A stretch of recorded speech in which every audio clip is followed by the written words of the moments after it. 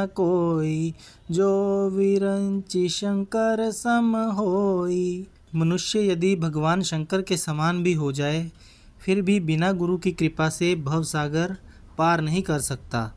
गुरु के बिना शिष्य सफल नहीं हो सकता, क्योंकि गुरुदेव उसे ऊपर चढ़ने की विधि तो बताते हैं, साथ ही पग पग पर उसे अपना संरक्षण भी देते हैं। गुरु रूप प्यारी साध संगत जी, हमारी आज की वीडियो में जिज्ञासुओं द्वारा परम संत कृपाल सिंह जी महाराज जी से प्रश्न पूछे जा रहे हैं कि आध्यात्मिकता के मार्ग पर आने वाली बाधाओं को कैसे दूर किया जाए। सत्संग प्रवचनों से पहले गुरु प्यार का एक छोटा सा भजन आप सभी संगत समक्ष रखा जा रहा है, और आप सभी से निवेदन है कि हमारे चैनल ज्योति और साधना को सब्सक्राइब करें, वीडियो को ज़्यादा से ज़्यादा शेयर करें। धन सतगुरु जी।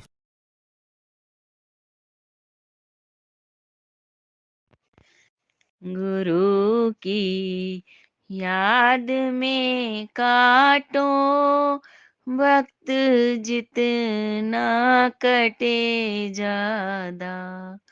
गुरु की याद में काटो वक्त जितना कटे ज्यादा।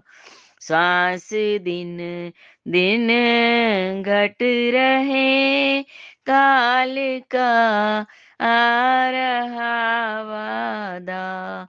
श्वास दिन दिन घट रहे, काल का आ रहा वादा। गुरु की याद में काटो वक्त जितना कटे ज्यादा।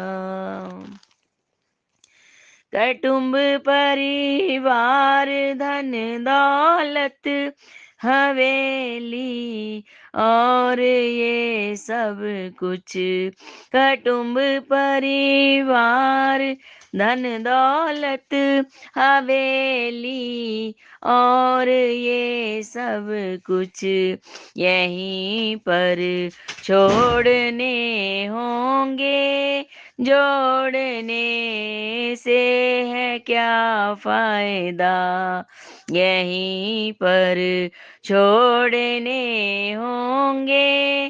जोड़ने से है क्या फायदा।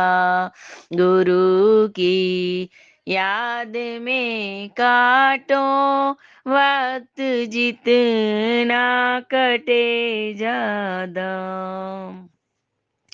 है तेरी जान के दुश्मन जिन्हें अपना समझता है तेरी जान के दुश्मन जिन्हें अपना समझता है। तुझे कीचड़ में फंसाएंगे, जिनका है भार ये लादा। तुझे कीचड़ में फंसाएंगे, जिनका है भार ये लादा। गुरु की याद में काटो वक्त जितना कटे ज्यादा। तो चल यहाँ आँख से ऊपर, गर अपनी जान पे है रहम। तू चल यहाँ आँख से ऊपर, गर अपनी जान पे है रहम। वही है सतगुरु से मिलना, मिले ठाकर कृपाल बाबा। वहीं पर सतगुरु से मिलना, वहीं मिले ठाकर कृपाल बाबा। गुरु की याद में काटो वक्त जितना कटे ज्यादा। नशा रूहानियत का ले श्री सतगुरु जी प्यारे से, नशारू हानियत काले, श्री ठाकर जी प्यारे से। ये नशा कभी नहीं उतरे, जो गुरु को प्रेम से गाया। ये नशा कभी नहीं उतरे, जो गुरु को प्रेम से गाया। गुरु की याद में काटो वक्त, जितना कटे ज्यादा। गुरु की याद में काटो वक्त, जितना कटे ज्यादा।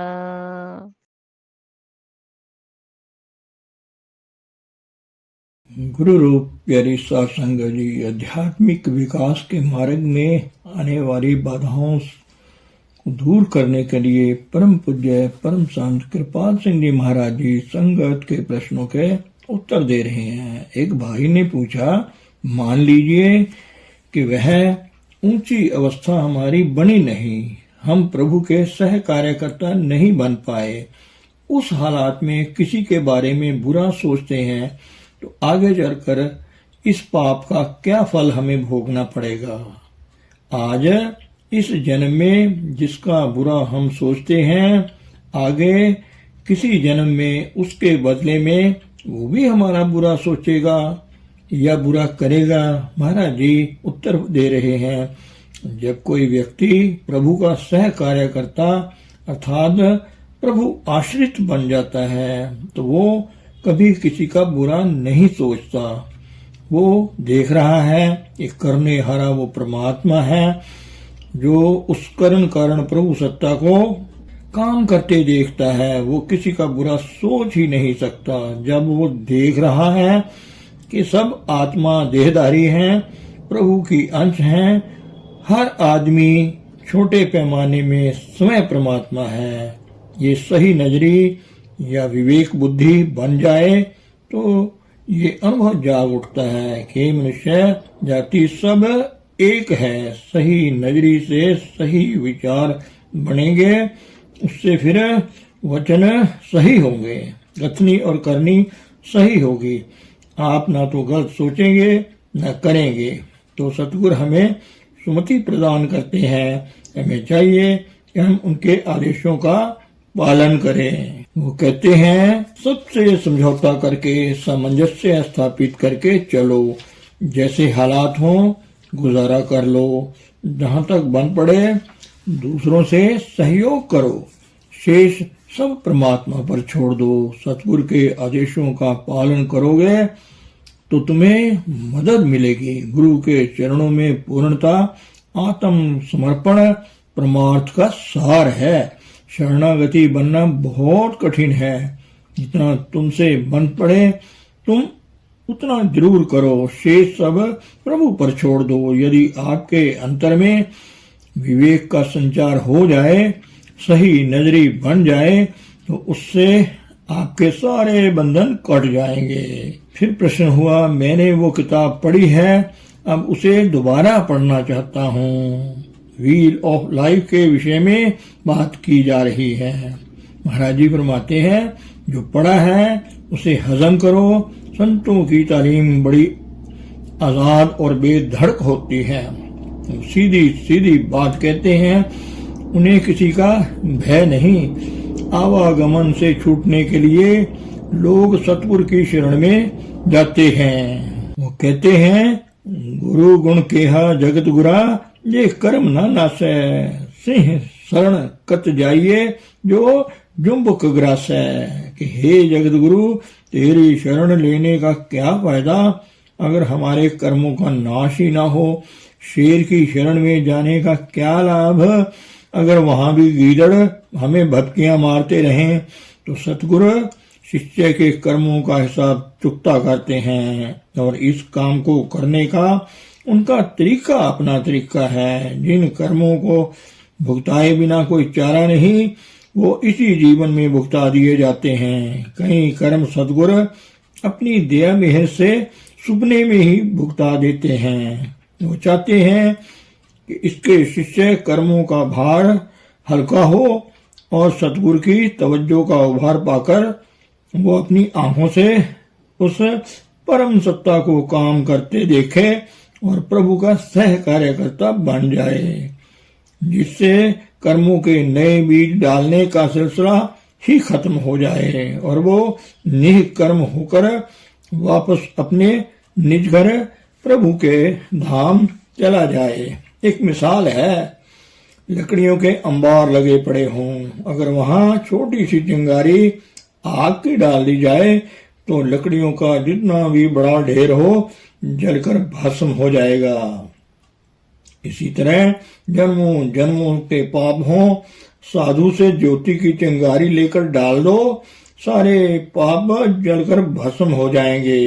अंतर में ज्योति का विकास होगा, विवेक दृष्टि का या सही नजरी पैदा होगी। पहले अपने अंतर में प्रभु की ज्योति के दर्शन आपको होंगे, फिर जन जन और कण कण में उस ज्योति को आप देखेंगे जो सबको बनाने वाली और सबके लिए खड़ी है, सबकी जीवन धार है। सभी उस प्रभु की स्तुति करते हैं, एक सुने सुनाए और पढ़े पढ़ाए पर उसका गुणगान करते हैं, एक देखकर करते और नशे में आ जाते हैं। जब देखा तब गावा तो गावे का फल पावा। देखकर गाना कुछ और है, यह मंजिल नहीं शुरुआत है। हमें उस प्रभु का सह कार्यकर्ता बनना है, जिसके अंतर की आंख से, दिव्य चक्षु से जो गुरु कृपा से खुलती है, हम देखते हैं कि करने हारा वो प्रभु है, हम नहीं। उससे अपभाव नहीं रहता।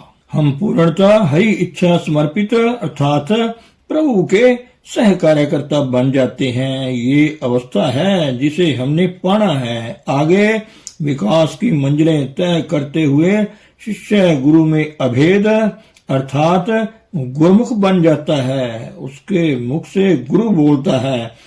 यहाँ पड़े बेपड़े का भेद नहीं है, दोनों कर्म के बोझ से दबे हुए हैं। हमें निष्कर्म होना है। कर्म पुण्य कर्म हो या पाप कर्म, जीव को बांधने के लिए एक समान है। जैसे सोने की बेड़ी हो या लोहे की, दोनों बांधती हैं। एक ही उपाय है कर्म फल से छूटने का, कि हम हरि इच्छा समर्पित हो जाएं।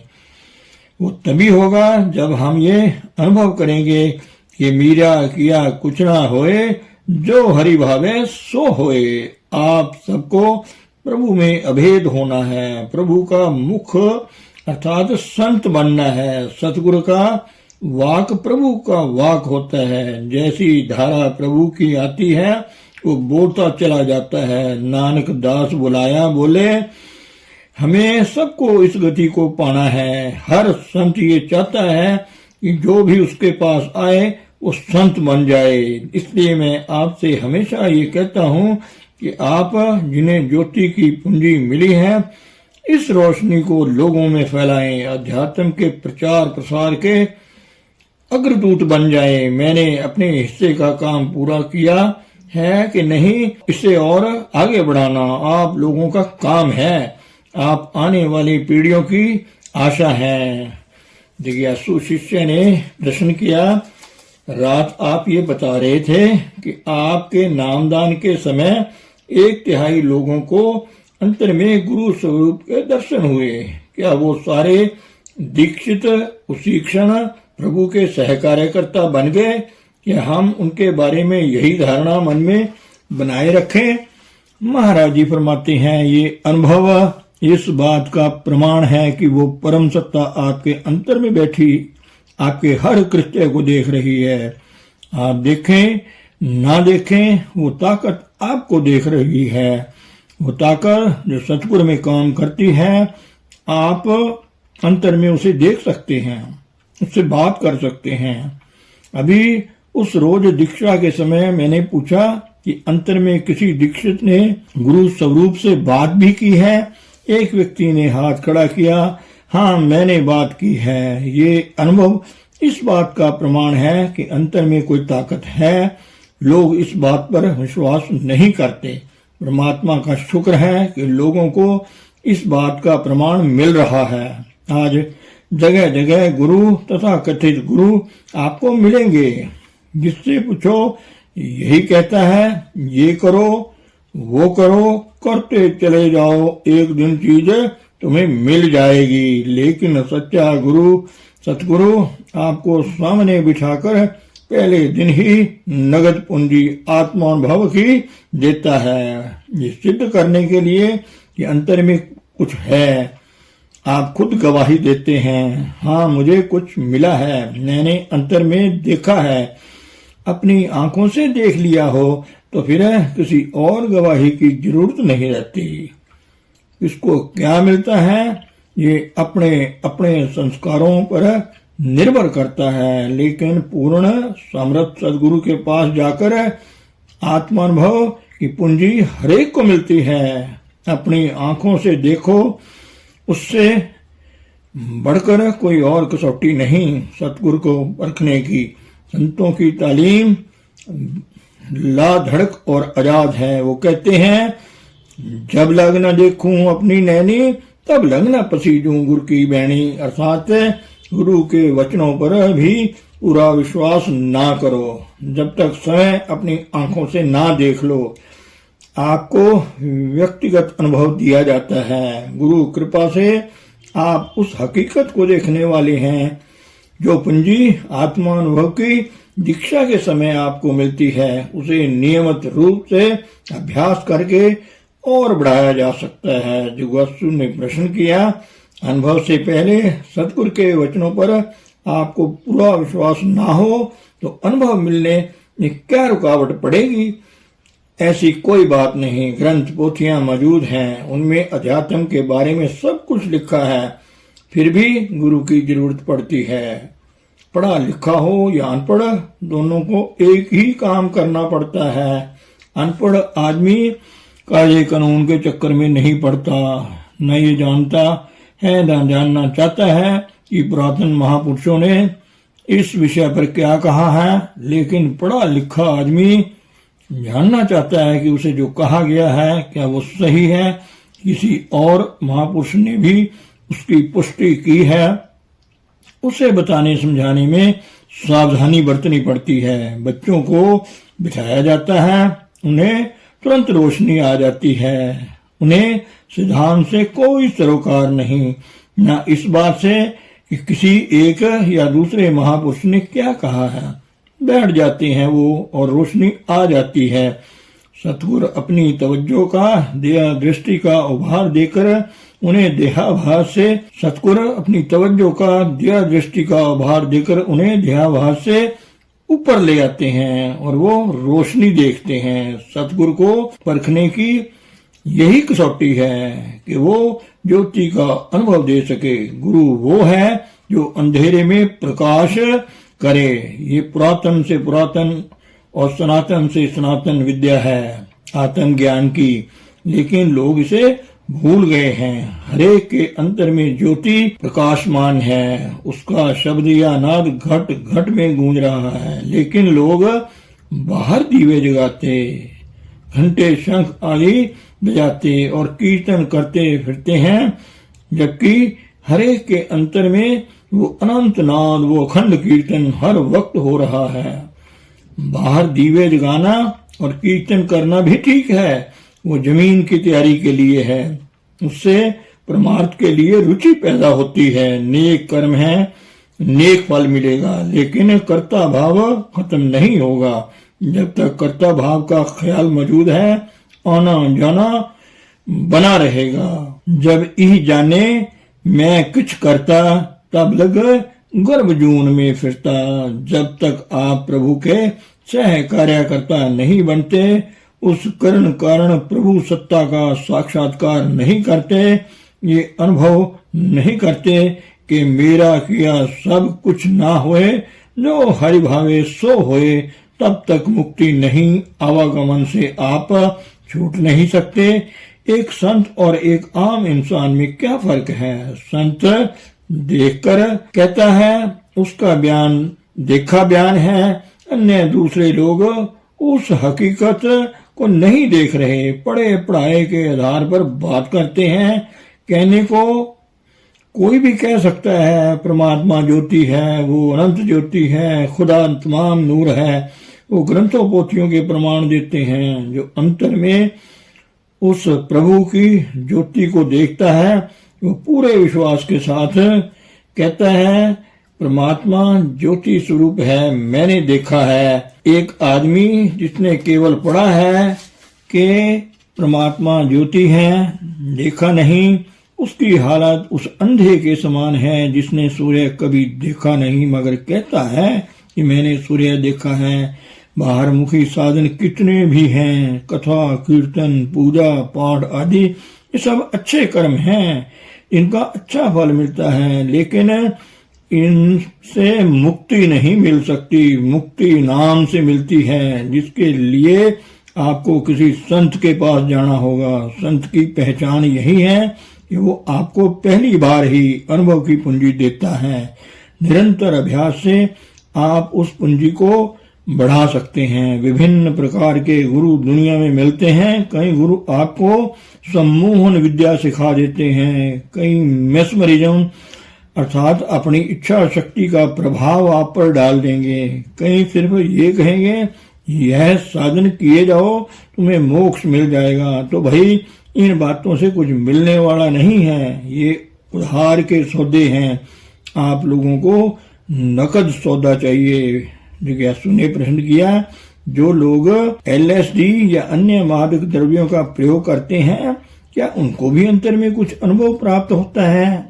क्या वो अनुभव सही है? नहीं, वो सब गलत है। वो अनुभव भ्रांति जनक है। एक भ्रामक विचार से हजारों भ्रामक विचार पैदा होते हैं। याद रखो, मादक द्रव्यों का निषेध इसलिए किया जाता है कि हम चेतन प्राणी हैं और मादक द्रव्यों के प्रयोग से चेतनता का नाश होता है तथा मन विक्षिप्त हो जाता है। तो हमें किसी हालत में भी मादक द्रव्यों का प्रयोग नहीं करना चाहिए, उससे आत्मा का हनन होता है। फिर जिज्ञासु ने पूछा, क्या मादक द्रव्यों के प्रयोग से आत्मा की मृत्यु हो जाती है? महाराज जी फरमाते हैं, आत्मा की मृत्यु हाँ, क्योंकि उससे चेतनता का ह्रास होता है। कुदरती बात है कि जो मादक द्रव्यों का प्रयोग करते हैं वो नीची योनियों में जाएंगे। आप नशे वाली चीजों के प्रयोग से भी चेतनता कम होती है। जो LSD या ऐसे ही अन्य दूसरे तेज किस्म के मादक द्रव्य इस्तेमाल करते हैं, वो आत्मा के लिए सदा घातक है। फिर प्रश्न किया, आजकल बड़े जोरों से चर्चा चल रही है LSD के आधार पर मनुष्य में नए धर्म की उत्पत्ति होने जा रही है, जो सारे वर्तमान धर्मों का उन्नत स्वरूप होगा। महाराज जी फरमाते हैं, नहीं, वो उन्नति नहीं, गिरावट है। वो मानव को पशुत्व की ओर ले जाने वाली चीज है। मादक द्रव्यों के प्रयोग से चेतनता विकृत होती है। पशु भी चेतन प्राणी हैं, सांप तक चेतनता रखते हैं, लेकिन उनकी चेतनता के स्तर और मात्रा में भेद है। मानव में चेतनता का अंश सबसे अधिक है। यदि आप ऐसी चीजों का प्रयोग करें तो उसका बड़ा भारी असर आपकी चेतनता पर होगा। नशा होने के मतलब है चेतनता का नाश। चेतनता कम होने से आपको नीची योनियों में जाना पड़ेगा। जिज्ञासु ने प्रश्न किया, ऐसे लोग जो मादक द्रव्यों का सेवन करते रहे हैं नामदान के लिए, जब आपके पास आते हैं तो क्या उन्हें अनुभव प्राप्त करने में कठिनाई होती है? महाराज जी उत्तर देते हैं, निस्संदेह कई बार ऐसे लोगों को दो बार भजन पर बैठाया जाता है। पुराने जमाने में शिष्य जब तक पूरी तरह से तैयार नहीं हो जाता था, उसे नामदान नहीं दिया जाता था। पहले कई महीने शिष्य गुरु के चरणों में रहकर सेवा करता था और गुरु के आदेशानुसार सात्विक जीवन व्यतीत करता था। जब गुरु ये देखता कि वो नाम लेने का अधिकारी हो गया है तब उसे नाम की पूंजी दी जाती थी। अब जमाना बदल गया है, अब कौन किसी के पास इतना समय रह सकता है। अब तो दीक्षा के समय शुरू में ही गुरु पूंजी अनुभव की शिष्य को दी जाती है। नामदान के समय हरेक को कुछ न कुछ पूंजी मिलती है, किसी को कम किसी को ज्यादा। शिष्य गुरु के आदेश अनुसार नियमित रूप से डायरी भरे, आत्म निरीक्षण करे तो वो पूंजी अभ्यास द्वारा दिनों दिन बढ़ती है। यह बड़ी भारी बरकत है कि हमारे हजूर जैसे पहले दिन ही हरेक को कुछ ना कुछ पूंजी आत्मानुभव की अवश्य मिलती है। यह इस युग में प्रभु की हम पर विशेष कृपा है। कलयुग में जितना अंधकार ज्यादा है उतनी ही प्रभु की कृपा भी ज्यादा है, ताकि ज्यादा से ज्यादा लोगों का कल्याण हो, वो आवागमन से बच जाएं। धन सतगुरु, धन गुरु प्यारी साध संगत जी।